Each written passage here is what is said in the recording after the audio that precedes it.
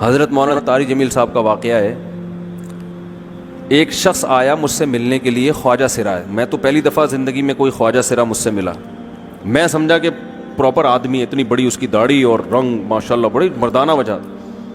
لیکن جب بات چیت کا انداز ہوتا ہے تھوڑا سا، وہ ایٹیٹیوڈ سے اندازہ ہو گیا کہ یہ مکمل مرد نہیں ہے. تو اس نے مجھے خود بتا دیا میں خواجہ سرا ہوں.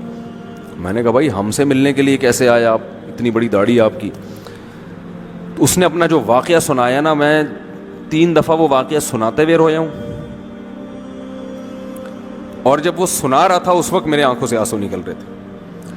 اس نے یہ ابھی بھی میرا بیان سنتا ہے. اس نے واقعہ سنایا کہ میں جب پیدا ہوا تھا نا تو میں خواجہ سرا تھا.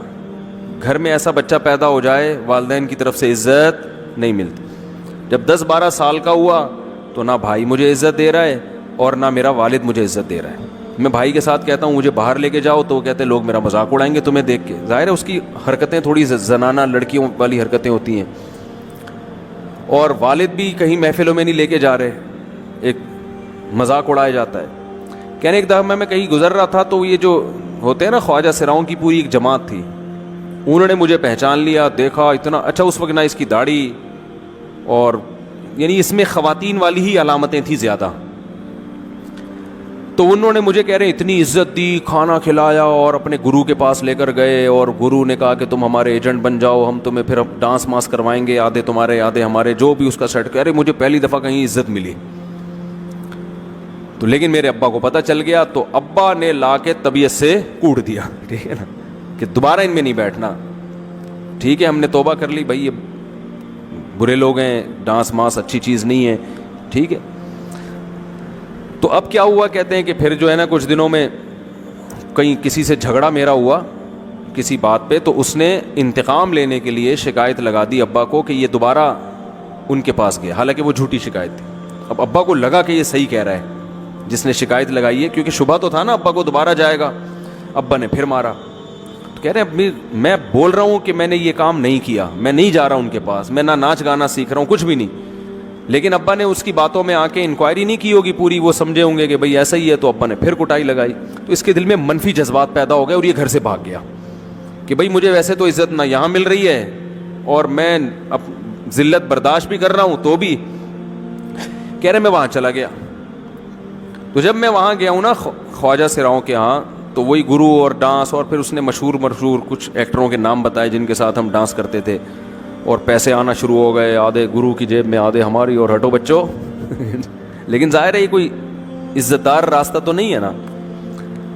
کہہ رہے ہیں کہیں سے تبلیغی جماعت میں حضرت مولانا طاری جمیل صاحب آ گئے. انہوں نے اجازت مانگی، ہمارے گرو کو پیغام بھیجا بھائی مجھے ایک دفعہ یہاں آ کے دعوت دینے دو. اس نے اجازت دے دی، آ جاؤ بھائی. بیان کیا، ان کو سمجھایا بھائی یہ زندگی نہیں ہے، اللہ کی سیروزے کے لیے بہرحال ترغیب دی. کہہ رہے ہیں میں تیار ہو گیا، باقی لوگ تیار نہیں ہوئے، میں تیار ہو گیا. کہہ رہے میں نے گرو سے اجازت لی، اس نے کہا جاؤ لگا لو سیروزہ. تو کہتا ہے کہ جب میں حضرت کے گھر پہ گیا ہوں نا تو حضرت پہلے سے دروازہ کھول کے ایسے انہوں نے دونوں بازو پھیلائے ہوئے تھے استقبال کے لیے، پہلے سے کھڑے ہوئے تھے علماء کے ساتھ.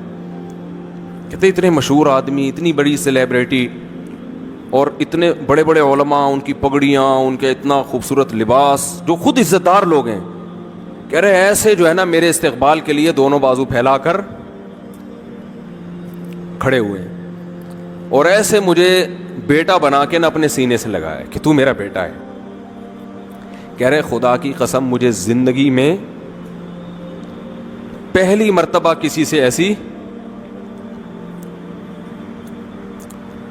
ایسی عزت ملی مجھے کسی سے، اور اس عزت دینے میں مولانا کا کوئی مفاد، بولو بھائی، کچھ بھی، بلکہ ذلت ہوگی نا. لوگ کہتے ہیں خواجہ سرا کو بیٹا بنایا ہوا ہے، اور اس وقت تو اس میں بیچارے میں کچھ زنانہ سی علامتیں بھی تھیں. تو خواجہ سرا کو کیا دے رہے ہیں؟ عزت دے رہے ہیں. کیا کسی تاجر پہ محنت کرو تو تھوڑا چندہ دے دے گا مدرسے کو، ایسا ہی ہے نا. اور کسی افسر پہ محنت کرو تو تعلقات کیا ہو جائیں گے جب وہ دین پر آئے گا. تو اس سے کیا فائدہ؟ اس کو تو اب باپ ایسے ان لوگوں کو ریجیکٹ کر دیتے ہیں. بھائی اپنانے سے کہہ رہے مجھے یہ اپنا رہے ہیں، ایسے سینے سے لگایا انہوں نے، اور مجھے سہروزے کی جماعت میں اپنے ساتھ لے کر گئے، کھلاتے تھے، بڑا خیال رکھوایا میرا۔ کہہ رہے اس کے بعد پھر میں نے گرو سے اجازت لی، وہ گرو چھوڑتے تھوڑی، ان کو پیسے ویسے دیے، جان چھڑائی نا، وہ بھی غلامی کی طرح نکلنا پڑتا ہے، پیسے دیے پتہ نہیں کتنے لاکھ یا کتنے ہزار روپے، وہاں سے پھر نکل کے 4 مہینے اس میں بھی خیال کیا، تو پھر تبلیغ کے بزرگوں سے ملا، پھر انہوں نے پورا مجھے بتایا کہ بھائی تم یہ علاج کرو تاکہ تمہارے اندر یہ زنانہ علامتیں ختم ہو۔ تو وہ علاج کر رہا تھا ماشاءاللہ، اس انجیکشن لگے، انجیکشن میں ڈاکٹروں کی بھی مدد کروائی۔ یہ ایسی این جی او ہے میرے بھائی جس کو کوئی بھی این جی او نہیں کہتا، نہ ان کے کوئی اشتہار آ رہے ہیں، کتنے لاکھوں لوگوں کو اس طرح سے یہ لے کر بھی آئے اور ان کے مسائل بھی حل کیے، مگر نہ کوئی ویڈیو بن رہی ہے، نہ کوئی اشتہار آ رہا ہے۔ یہ تو اس نے خود مجھے بتا دیا نا، اور اس نے کہا ایسے سینکڑوں لوگوں کے ساتھ ہوا ہے۔ تو اس کی ماشاءاللہ اب داڑھی نکل گئی، اس نے کہا آہستہ آہستہ میں اللہ سے امید ہے کہ مکمل مرد بن جاؤں گا میں۔ تو یہ ہے وہ دعوت جس میں آپ کا کوئی مفاد۔ دین کی بات پھیلانا صدقہ جاریہ ہے، ثواب کی نیت سے ویڈیو کو شیئر ضرور کیجیے۔ جزاک اللہ۔